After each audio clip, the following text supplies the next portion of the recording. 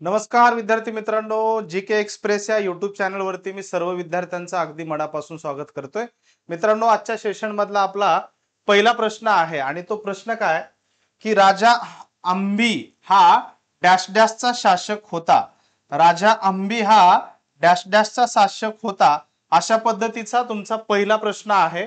राजा अंबी हा ह्याचं जे साम्राज्य होतं ना, हा जो आपला भारत दिसतो असा हा, आणि इथून जे सिंधू नदी गेलेली आहे ही सिंधू नदी, सिंधू नदीची एक उपनदी आहे, तिचं नाव येतं झेलम. ही कोणती आहे? झेलम. आणि झेलमच्या खाली कोणती आहे? चिनाब नावाची नदी आहे. ह्या झेलम आणि चिनाब मध्ये जे साम्राज्य होतं ते पोरस नावाचं साम्राज्य होतं.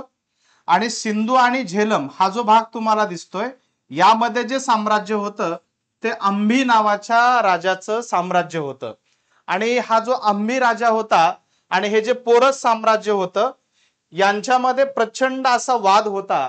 आणि त्याच वादामध्ये ह्या हंबी राजाने सिकंदर राजाला पाचारण केलं. सिकंदर ज्याने जगावरती राज्य केलं होतं, अलेक्झांडर, ह्या सिकंदरच्या मदतीने हा हंबी राजा ह्या पोरस साम्राज्याचा पाडाव करण्याचा प्रयत्न केलेला होता. आणि हा जो हंबी राजा होता, हा जो भाग तुम्हाला दिसतोय म्हणजे झेलम आणि सिंधू नदीच्या मध्ये, हा इथला राजा होता. आणि हे साम्राज्य म्हणजे कोणतं आहे? तक्षशिला आहे. म्हणून पर्याय क्रमांक 1 हे या प्रश्नाचं उत्तर अगदी बरोबर आहे. नंतरच्या टप्प्यामध्ये ह्या अंबी राजाचा पराभव कोणी केला? चंद्रगुप्त मौर्य यांनी केलेला आहे. कोणी केला? चंद्रगुप्त मौर्य यांनी केलं. आणि चंद्रगुप्त मौर्य यांच्या आगमनामुळं हे हंबी नावाचं जे साम्राज्य होतं ते संपुष्टात आलं आणि मौर्य साम्राज्याची भारतामध्ये एक नवीन साम्राज्य म्हणून उदयास आलं. म्हणून पर्याय क्रमांक 2 प्रश्नाचं उत्तर अगदी बरोबर असेल. पुढचा प्रश्न, खालीलपैकी कोणते 16 महाजन पदापैकी एक नाही असा प्रश्न आहे. मित्रांनो, महाजन पद म्हणजे मोठं साम्राज्य, जनपद म्हणजे साम्राज्य, आणि तिथला जे काही साम्राज्य होतं जर ते मोठं असेल, त्याचं अस्तित्व जर मोठं असेल तर त्याला महाजनपद असं म्हटलं जात होतं. आणि भारतामध्ये 16 महाजनपद होऊन गेले. त्यातलं कौशल नावाचं एक महाजनपद होतं, त्याची राजधानी श्रीवास्तव होती. श्रीवास्तव. आणि त्यालाच आपण काय म्हणतो, ऍक्च्युली आपण जर विचार केलात, हे जे 16 महाजनपद होते त्याच्यापैकी या 4 पर्यायामध्ये एक महाजनपद नाही. तर त्याच्यामध्ये कौशल एक महाजनपद होतं. त्याच्यानंतर अंग नावाचं हे पण महाजनपद होतं. आणि अंग नावाचे जे महाजनपद होतं त्याची राजधानी चंपा होती. आणि कुरु नावाचं जे महाजनपद होतं त्याची पण राजधानी इंद्रप्रस्थ होती. आणि इंद्रप्रस्थ म्हणजे आजची दिल्ली आहे. आता ह्याच्यामध्ये जर आपण विचार केला तर हे जे कामरूप आहे की नाही, हे कामरूप महाजनपद नव्हतं, भारतातील एक प्राचीन राज्य होऊन गेलं जे की आसामच्या प्रदेशामध्ये आहे. सध्याच्या घडीला आसाम मध्ये कामरूप नावाचा एक काय आहे? जिल्हा आहे. म्हणजे हे राज्य होतं पण हे महाजनपद नव्हतं. म्हणून पर्याय क्रमांक 4 प्रश्नाचं उत्तर बरोबर असेल. पुढचा प्रश्न तुमच्या समोर आहे. 4थ्या ते 9व्या शतकाच्या दरम्यान कांचीपुरम ही कोणत्या राज्याची राजधानी होती? तर मित्रांनो, आपण जर विचार केला, हे जे आंध्र प्रदेशचा जो भाग आहे, आंध्र प्रदेश पासून दक्षिणेला जी कावेरी नदी होती, यामध्ये जे साम्राज्य होतं ते पल्लव नावाचं साम्राज्य होतं. पल्लव. आणि ह्या पल्लव साम्राज्याची राजधानी म्हणजेच कोण आहे? कांचीपुरम ही पल्लव साम्राज्याची राजधानी होती. आणि दक्षिणेमध्ये ह्या पल्लव साम्राज्याचा जेव्हा पाडाव झाला आणि तेव्हा दक्षिणेमध्ये चोल घराण्या काय झालं तर ते उदयास आलं. चोल घराण्याच्या उदयामुळं हे पल्लव साम्राज्य संपुष्टात आलं. आणि तुम्हाला जो प्रश्न विचारलाय राजधानीवर, त्या प्रश्नाचं उत्तर येतं पर्याय क्रमांक 2 पल्लव. त्यानंतर पुढचा प्रश्न येतो, डॅश डॅश यांना आशियाचा प्रकाश म्हणून ओळखलं जातं. मित्रांनो, एडविन आर्नोल्ड नावाचे जे व्यक्ती होऊन गेले त्यांनी एक कविता रचलेली आहे आणि त्या कवितेचं नावच काय आहे?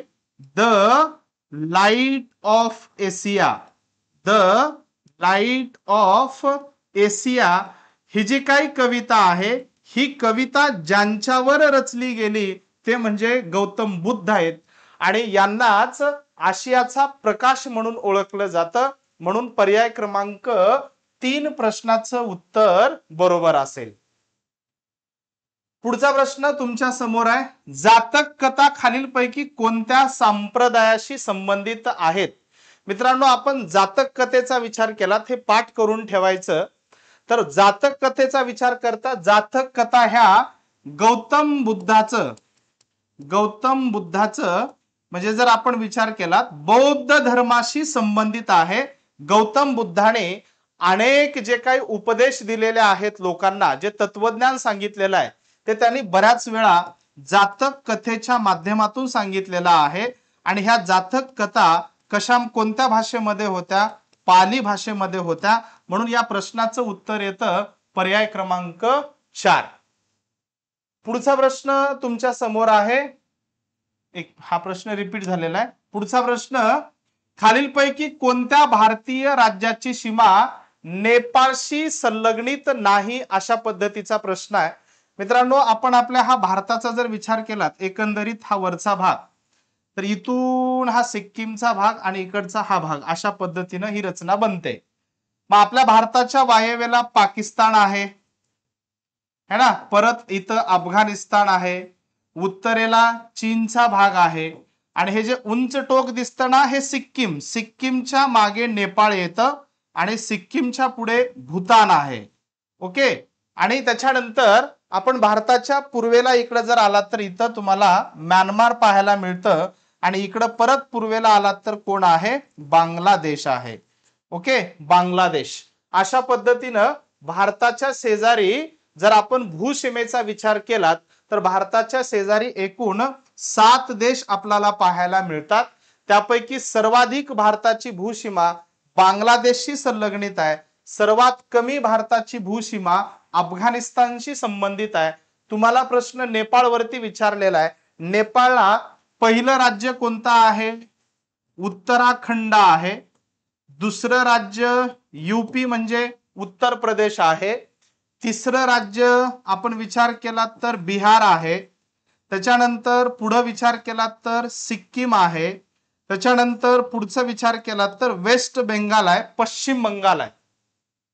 ह्या 5 राज्यांची सीमा नेपाळ या देशाला संलग्नित आहे. तुम्हाला इथं बघा पर्यायामध्ये उत्तर प्रदेश आहे, उत्तराखंड आहे, पश्चिम बंगाल आहे. या 5 मध्ये आसाम नाही. म्हणून पर्याय क्रमांक 4 प्रश्नाचं उत्तर फायनली बरोबर असेल.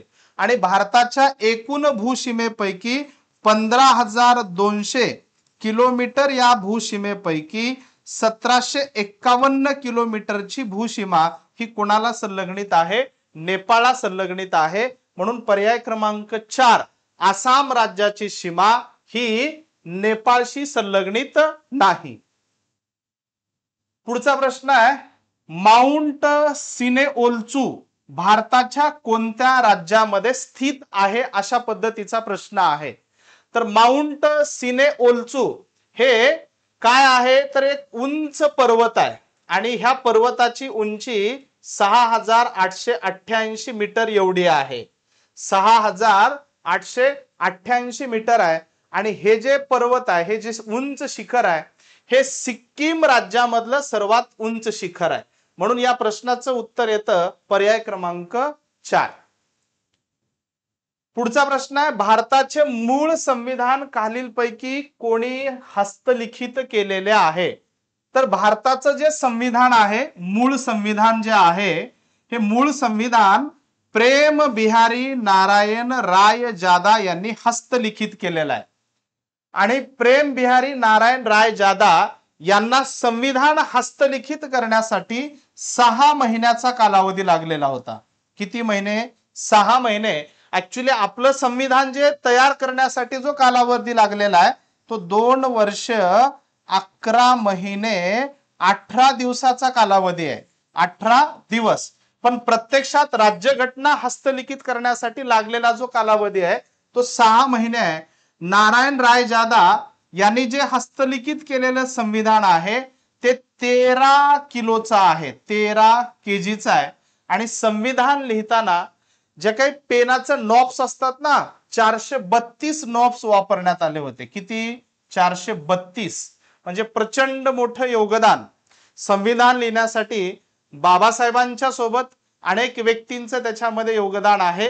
पण भारताचं संविधान कोण लिहिलं या प्रश्नाचं उत्तर सगळ्या जगाला माहित आहे, आणि ते म्हणजे घटनेचे शिल्पकार म्हणून ज्यांना ओळखतो डॉक्टर बाबासाहेब आंबेडकर. आणि इथं तुम्हाला जे हस्तलिखित वरती प्रश्न आहे तो पर्याय क्रमांक 4 हे उत्तर अगदी बरोबर असेल. ह्याच्यामध्ये नंदलाल बोस आणि बिओ राम मनोहर सिन्हा या दोघांनी आपल्या संविधानाचं नक्षीकाम केलेलं आहे. काय केलेलं आहे? नक्षीकाम, ज्याला आपण डिझाईन म्हणतो ना, हे डिझाईन या दोघांनी तयार केली. पण संविधान हस्तलिखित करणारे कोण आहेत? प्रेम बिहारी नारायण रायजादा. पुढचा प्रश्न तुमच्या समोर आहे. खालीलपैकी कोणत्या केंद्रशासित प्रदेशाला आंशिक राज्याचा, आंशिक राज्य म्हणजे काय मित्रांनो? जिथं केंद्रशासित प्रदेश आहे पण त्यांना स्वतःची विधानसभा त्यांच्याकडे आहे, स्वतःची विधानसभा आहे. मग असं जर आपण विचार केला, ज्यांच्याकडे स्वतःची विधानसभा आहे पण सर्वस्वी अधिकार विधानसभेला, राज्याप्रमाणे विधानसभा आपले अधिकार गाजवू शकत नाही, त्याच्यावरती बऱ्याच अंशी राज्य हे केंद्र सरकारचं असतं, त्याला 100% राज्याचा दर्जा दिलेला नसतो, त्याला आपण आंशिक राज्य असं म्हणतो. आणि आंशिक राज्याचा विचार केला तर 1 नंबरला दिल्ली आहे, 2 नंबरला जम्मू अँड काश्मीर आहे, 3 नंबरला पुदुचेरी आहे. कोण आहे? पुदुचेरी आहे. ह्या 3 पर्यायामध्ये तुम्हाला इथं कोण दिसतं?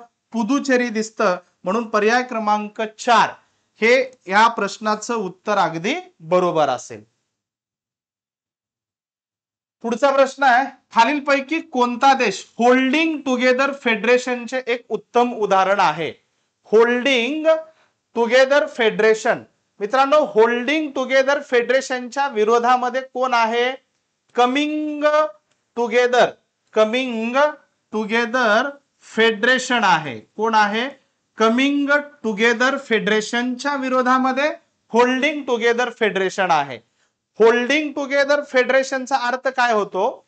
तर एक बलाढ्य देश, एक बलाढ्य देश किंवा एक मोठा देश जेव्हा आपलं जे काही देशाचा कारभार असतो तो एक हाती एकाच ठिकाणी न ठेवता छोट्या छोट्या राज्यांची निर्मिती करून त्यांना जेव्हा अधिकार विभाजित केले जातात, राज्यांची निर्मिती करून त्यांना अधिकार बहाल केले जातात, पण राज्य सरकार आणि केंद्र सरकार या दोघांचा विचार करता केंद्र सरकार ह्याच्यामध्ये मजबूत असतं, है ना, त्यालाच आपण काय म्हणतो? होल्डिंग टुगेदर फेडरेशन असं म्हणतो आपण.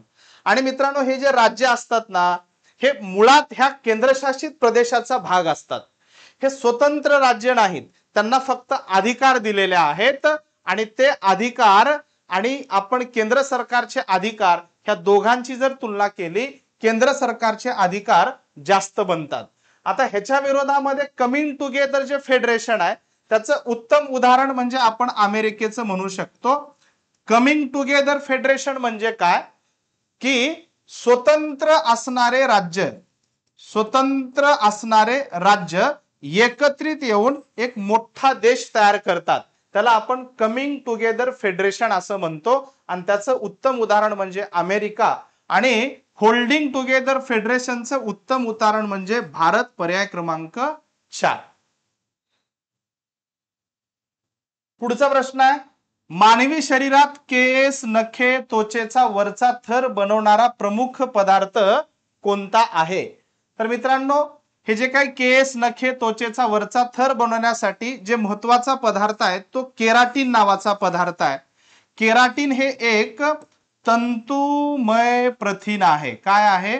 तंतुमय प्रथिन आहे. आणि हे प्रामुख्याने पृष्ठवंशीय प्राण्यामध्ये आढळतं. कशामध्ये? पृष्ठवंशीय प्राण्यामध्ये आपल्याला प्रामुख्याने हे जाणवतं. आणि विशेषतः विचार जर केलात आपण आपल्या शरीरामध्ये 54 केराटिन असतात. किती असतात? 54. म्हणून पर्याय क्रमांक 3 प्रश्नाचं उत्तर बरोबर असेल. पुढचा प्रश्न तुमच्या समोर आहे, खालीलपैकी कोण बीजांचे बीजावरण तयार करते? खालीलपैकी कोण बीजांचे बीजावरण, बीजाचं जे आवरण असतं ना ते कोण तयार करतं मित्रांनो? बीज अंडकाय. बीज अंडकाय, बीजा अंडकाय ज्याला म्हणतो आपण, बीजा अंडकाय म्हणजे पर्याय क्रमांक 2 प्रश्नाचं उत्तर बरोबर असेल. चला पुढचा प्रश्न तुमच्या समोर, दही आणि विनेगारला आंबट चव येते कारण त्यात डॅश डॅश असते. तर दही आणि विनेगार मध्ये मित्रांनो आम्ल असतात, त्याला आपण काय म्हणतो? ऍसिड असं म्हणतो आपण. ह्या विनेगार मध्ये आहे ना ऍसेटिक ऍसिड असते. कोणते असते? ऍसेटिक ऍसिड मुळे त्याला आंबट चव येते. तर दह्यामध्ये लॅक्टिक आम्ल असतं, त्याला आपण लॅक्टिक ऍसिड असं म्हणतो आपण. लॅक्टिक ऍसिड मुळे काय होतं? दह्याला आंबट चव येते. म्हणजे विनेगार मध्ये ऍसेटिक ऍसिड आहे तर दह्यामध्ये लॅक्टिक ऍसिड आहे. आणि ह्या प्रश्नाचं उत्तर येतं पर्याय क्रमांक 2. पुढचा प्रश्न तुमच्या समोर आहे, आर के लक्ष्मण कशासाठी प्रसिद्ध आहेत? आपल्याला आर के लक्ष्मण फेमस भारतातले एक व्यंगचित्रकार म्हणून त्यांची ओळख आहे. आणि त्या सगळ्या व्यंगचित्राचा विचार करता त्यांचं जे प्रसिद्ध व्यंगचित्रकार आहे ज्याला आपण कॉमन मॅन म्हणून ओळखतो ना, कॉमन मॅन हे त्यांचं प्रसिद्ध व्यंगचित्र आहे. आणि त्याच्यासाठी ओळखले जाणारे कोण आहेत? आर के लक्ष्मण आहेत. पर्याय क्रमांक 4 प्रश्नाचं उत्तर बरोबर असेल. त्यानंतर पुढचा प्रश्न, 14व्या शतकातील लीलातील कलम हा ग्रंथ कोणत्या मॅकॅरॉनिक भाषेमध्ये लिहिला गेलेला आहे? मित्रांनो हे जी मॅकॅरॉनिक जी भाषा आहे ना, मॅकॅरॉनिक भाषा प्रामुख्याने आपल्या दक्षिण भारतामध्ये आपल्याला जाणवते. कुठं? दक्षिण भारत. म्हणजे मॅकॅरॉनिक भाषा म्हणजे काय? जे संस्कृत शब्द असतात की नाही, संस्कृत शब्द तामिळ भाषेमध्ये मार्फो केले जातात. म्हणजे तमिळ आणि संस्कृत म्हणजे संस्कृत शब्द तामिळ मध्ये वापरून जी भाषा बनवली जाते त्या भाषेला आपण काय म्हणतो? मॅकॅरॉनिक भाषा म्हणतो. आणि हा जो ग्रंथ लिहिलेला आहे तो ग्रंथ कोणत्या मॅकॅरॉनिक भाषेमध्ये लिहिलेला आहे असा प्रश्न आहे. आणि त्याचं उत्तर काय येतं? मणी प्रवलम. पर्याय क्रमांक 2 प्रश्नाचं उत्तर बरोबर आहे. ही दक्षिण भारतातील एक प्रसिद्ध असणारी मॅकॅरॉनिक भाषा म्हणून ओळखली जाते. पुढचा प्रश्न आहे, घोडेमोदिनी नृत्य डॅश डॅशशी संबंधित आहे. तर घोडेमोदिनी नृत्य ज्याच्यामध्ये प्रामुख्याने मानव म्हणजे जे काही तिथले लोक आहेत त्या राज्यातले ते लोक काय करतात? घोड्याचं रूप अवतरण करून वेगवेगळ्या प्रकारचे नृत्य केले जातात. आणि ते कोणत्या राज्याशी संबंधित आहे? गोवा राज्याशी संबंधित आहे. म्हणजे पर्याय क्रमांक 2 हे प्रश्नाचं उत्तर अगदी बरोबर असेल. मित्रांनो आजचे प्रश्न या सेशन मध्ये इथे संपलेले आहेत. नवीन प्रश्न घेऊन येऊया आपण पुढील व्हिडिओमध्ये. नक्कीच व्हिडिओ आवडत असेल तर लाईक करा, कमेंट करा. आणि आपली नवीन आपण जीएस ची बॅच लॉन्च करतोय लवकरच त्याची तुम्हाला माहिती कळवली जाईल. धन्यवाद.